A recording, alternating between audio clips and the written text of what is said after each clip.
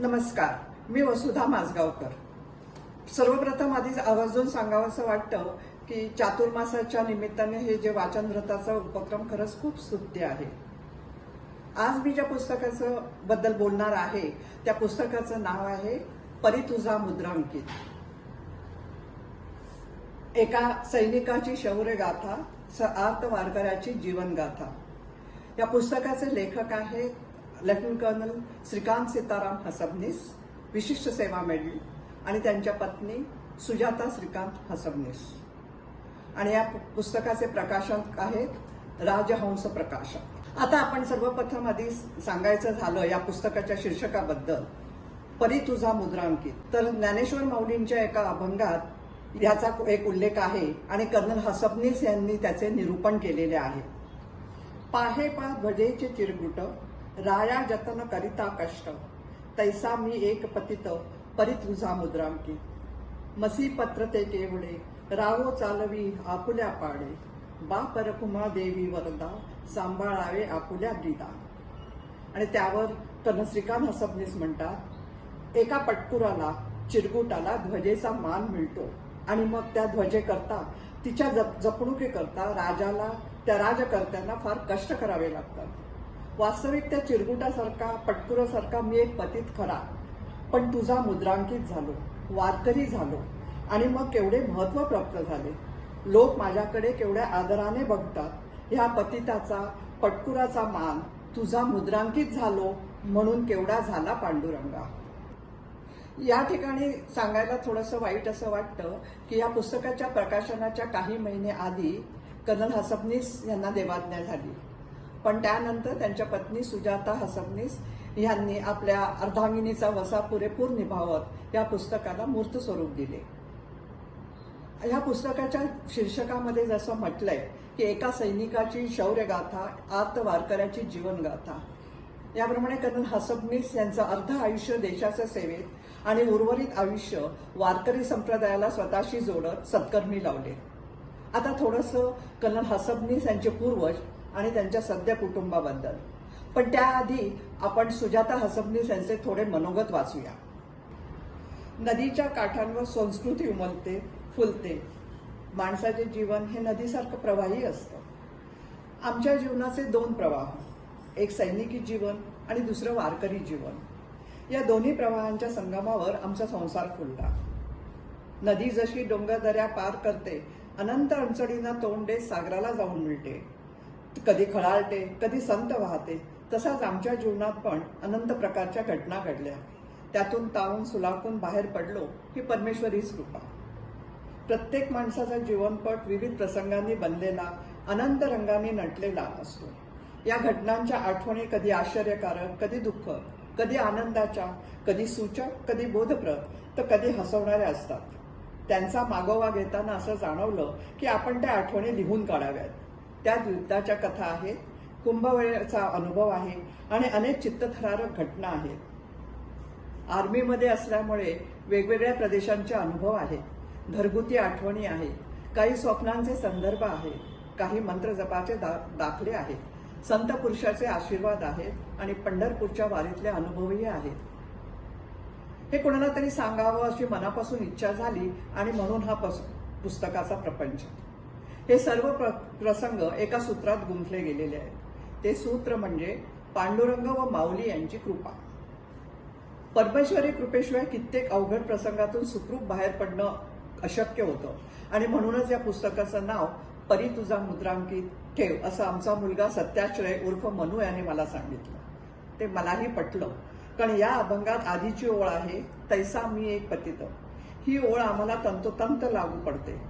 पांडुरंगा, तुझा सही शिक्का म्हणजे मुद्रा आमच्या जीवनावर आहे, म्हणूनच आज मी इथे उभा आहे. परी तुझा मुद्रांकित माऊलीच्या या अभंगाचा अर्थ असा आहे, मी एक सर्वसामान्य व्यक्ती आहे, पण तुझी मुद्रा आमच्या जीवनावर उमटलेली असल्यामुळे तुझ्या सत्तेने आम्ही कित्येक अवघड प्रसंगातून पार पडलो. मग ती 3 वर्षाचा असताना तिसऱ्या मजल्यावरून मारलेली उडी असो, हजारो चिन्यांच्या हल्ल्यातून आणि नंतर 7.5 महिने त्यांच्याच कैदेतून सुखरूप सुटका असो, 71च्या लढाईत अनेक ठिकाणी अनेक प्रसंगातून, घमासान युद्धातून, शत्रूच्या तोफांच्या गोळ्यामधून, फायरिंगमधून सुखरूप वाचणं असो, कार्बन मोनॉक्साईड विषबाधेने मृत्यूच्या दाराला शिवून परत येणं असो, या आणि अशा अनेक जीवन घेण्या प्रसंगाचं वर्णन करताना सुद्धा अंगावर काटे येतात. 15 जून 2020 हा आपल्या देशासाठीचा एक काळा दिवस. सीमेवर गलवान येथे चीनी सैनिकांबरोबर झालेल्या चकमकीत आपले 19 जवान आणि एक ऑफिसर शहीद झाले. 1962च्या गलवान युद्धानंतर झालेली ही पहिली चकमक.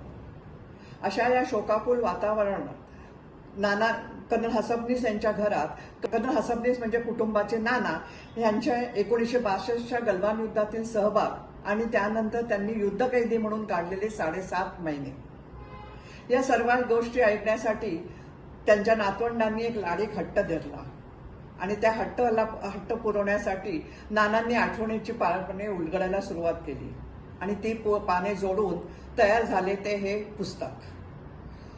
कर्नल श्रीकांत हसबनीस यांच्या पूर्वजांचं खरं नाव होतं फडके. आता थोडंसं फडक्यांचे हसबनीस कसे झाले याबद्दल त्यांनी लिहिलंय. आधी मी तुम्हाला आम्ही फडक्यांचे हसबनीस कसे झालो ते सांगतो. आम्ही मूळचे कोकणातले. रत्नागिरी जिल्ह्यामध्ये पावसपासून 4 मैलांवर असलेल्या कुर्दे गावचे शंकराजी केशव फडके हे आमचे पूर्वज. ते पेशव्यांच्या बरोबर पुण्याला आले. ते पेशव्यांच्या पदरी सैन्यात सरदार होते.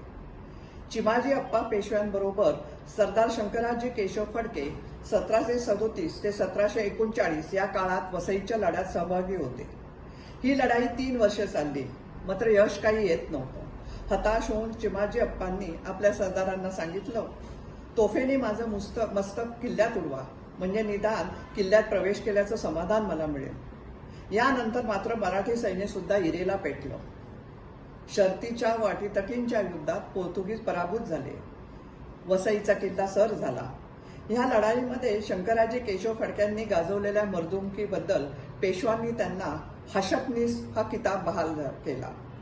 हशप हे त्यांच्या काळाच्या सैनिकांपैकी खास आणि निष्ठावंत अशा खास सैनिकांवरचे सरदार म्हणून हा गौरव. दमणदीवपासून वसईपर्यंतचे सुभेदार म्हणून त्यांची नेमणूक केली गेली. याच युद्धामध्ये शंकराजींचे बंधू महादजी कामी आले. त्यावेळी चिमाजी अप्पा आणि बाजीराव पेशवे स्वतः जातीनं सांत्वन करायला आले. शनिवार पेठेतल्या वाड्यावर ते आले होते. फडक्यांचे आम्ही हशबनीस झालो आणि पुढे हशबनीसचा अपभ्रंश होऊन आम्ही हसबनीस झालो. शंकराजींपासून माझी 8वी पिढी. ही आज जी जागा हसबनीस बखळ म्हणून ओळखली जाते तिथे नगारखाना, अश्वशाळा आणि बायकांसाठी मेणे उभे राहत. शंकराजींच्या 5व्या पिढीतले माझे पणजोबा अक्कलकोटला स्वामी समर्थांच्या सेवेसाठी 12 वर्ष राहिले. त्यांनी तिथेच देह ठेवला. त्यांना एकच मुलगी होती. त्यांच्या आईने खुद्द स्वामी समर्थांना जाब विचारला. माझा पहाडासारखा मुलगा घेतला आणि ही छोटी मुलगी माझ्या पदरात टाकली. तेव्हा स्वामींनी आशीर्वाद दिला, जा म्हातारे, तुझा वंश उदयाला येईल. अशा तऱ्हेने लष्करी परंपराप्रमाणेच आध्यात्मिक परंपरा आमच्या घराण्यात रुजली गेली. गलवानचं 2020 मध्ये जे युद्ध झालं त्या चकमकीच्या वेळी सुदर्शन म्हणजे माझा मुलगा आर्मी हेडक्वार्टरमध्ये deputy chief of army staff या हुद्द्यावर होता. नानांनी आता त्याच्या गलवानच्या आठवणी सांगायला सुरुवात केली. आधी सुदर्शनने गलवान येथे 2020 मध्ये घडलेल्या चकमकीबद्दल सांगायला सुरुवात केली. 2020 मधलं गलवानचं युद्ध आणि 1962 गलवानचं युद्ध यात खूप काही फरक होते. 1962 मध्ये जे गलवानचं युद्ध झालं त्यात बऱ्याच काही अडचणी होत्या आणि ह्याचं तुलनात्मक वर्णन या आता इथे केलेलं आहे. आपले जवान आज या ठिकाणी श्लोक नदीच्या म्हणजे पश्चिमेच्या रोखाने पोहोचू शकतात. याआधी ऑक्टोबर 1962 मध्ये नानांनी त्यांच्या कमांडिंग ऑफिसरला या बाजूने रसद पोहोचवता येईल का अशी टेहाळणी करण्याची परवानगी मागितली होती, पण ती नाकारली गेली होती. त्यानंतर आपल्याला तिकडून म्हणजे पश्चिमेकडून रस्ता बनवायला पुढची 60 वर्ष लागली. आपण गेल्या काही वर्षात बांधलेल्या या नवीन रस्त्यांनी दौलत बेग ओल्डी आणि गलवानमध्ये पश्चिमेकडून बाजूने जाणेही आता शक्य झाले आहे. 1962 मध्ये मात्र असे रस्ते नव्हते. आज आपल्या जवानांकडे आधुनिक कपडे आणि शस्त्रास्त्रे तर आहेतच, शिवाय अतिरक्षित ठिकाणीत राहण्याचे व युद्ध करण्याचे प्रशिक्षण सियाचन ग्लेशियरच्या परिसरात झालेल्या 30 वर्षाच्या चकमकीतून आपल्याला मिळत आहे. दुसरा एक मोठा फरक म्हणजे आज चीनने जितके सामर्थ्य या क्षेत्रामध्ये कटिबद्ध केलेले आहे तितके सैन्य आणि सामग्री आता आपणही तयार ठेवलेली आहे. 1962च्या गलवान पोस्टवर युद्ध झाले ती जागा आज चीनच्या ताब्यात आहे व चीनने प्रत्यक्ष ताबा रेषा म्हणजे LAC या 1962च्या पोस्टच्या बरीच पश्चिमेकडे ढकलली आहे. या गलवानचं 1962चं जे युद्ध झालं त्याच्या थोड्या आठवणी सांगताना नाना लिहितात, 20 ऑक्टोबरला पहाटे 2 वाजता जागा झालो. बाहेर सर्व येऊन शांत आहे बघून मी परत झोपायला गेलो. पहाटेचे 4 वाजले होते. मी जागा झालो तो फायरिंगच्या आवाजानेच. पाहतो तर काय, माझ्या तंबूच्या दाराचा रोख धरून मशीनगन फायर केली जात होती. प्रत्येक चौथ्या गोळीनंतर ट्रेसरच्या गोळ्या असतात त्या आमच्या समोरून जात होत्या. याचा अर्थ एवढाच की मशीनगन आमच्या तंबूच्या रोखाने फायरिंग करत होती. शिवाय उखळी तोफांचे आणि मोठ्या तोफांचे गोळे पण आमच्या मोर्चावर कोसळू लागले. एकच कल्लोळ उठला. आपण बोललेले स्वतःला सुद्धा ऐकू येत नव्हते इतका आवाज होता. क्षणार्धात इतका गदारोळ चालू झाला होता की गेले काही दिवस चीन्यांनी आणलेली हत्यारे आम्ही आमच्या चारही बाजूने बघत होतो. आता असं वाटत होतं की जणू ती सगळी आमच्यावर आग ओकत होती. माझी रजई तर जळायलाच लागली होती. आणि मग हे हळूहळू वाढतच गेले. जितक्या अचानक धो फायरिंगचा वर्षाव सुरू झाला तितक्याच अचानक ते थांबले. एकदम भयान शांतता चहूकडे पसरली. मधूनच एखाद्या शिपायाच्या वेदनेचे आर्त किंकाळ्या ऐकू येत होत्या. तेवढ्या गंभीर प्रसंगाही आवाजावरून कळत होते की या भेसूर किंकाळ्या फक्त आपल्या नाहीत तर चीनी शिपायांच्या पण आहेत. मनात आपल्या शिपायांच्या करता कितीही वाईट वाटत होतं तरी त्यांनी पण बरेच चीनी मारले, जखमी केले याचं समाधानही वाटत होतं. नंतर मला कळलं की माझे 30 शिपाई शहीद झाले होते तर 18 जण जखमी होते. बाकी आम्ही 12 जण युद्धकैदी झालो होतो. आणि मग त्यानंतर कर्नल हसबनीस हे 20 ऑक्टोबर 1962 पासून ते 10 मे 1963 पर्यंत युद्धकैदी म्हणून चीनमध्ये होते. 1977 मध्ये नाना निवृत्त झाले आणि मग त्यांच्या आयुष्याचा दुसरा अध्याय सुरू झाला. सीमेवरची पावले आता आळंदीकडे वळू लागली. माऊलींवरची त्यांची भक्ती आणि वारकरी म्हणून त्यांचा सेवाभाव पाहता त्यांना आळंदी संस्थानाचे पंच आणि सोहळ्याचे प्रमुख म्हणून त्यांची नियुक्ती झाली. ही जबाबदारी त्यांनी खूप समर्थपणे पार पाडली. तर अशा या कर्नल हसबनीसबद्दल सांगायचं एक त्यांच्या या पुस्तकाच्या अभिप्रायामध्ये एक सुंदर 2 ओळी त्यांच्याबद्दल लिहिलेल्या आहेत आणि त्या म्हणजे,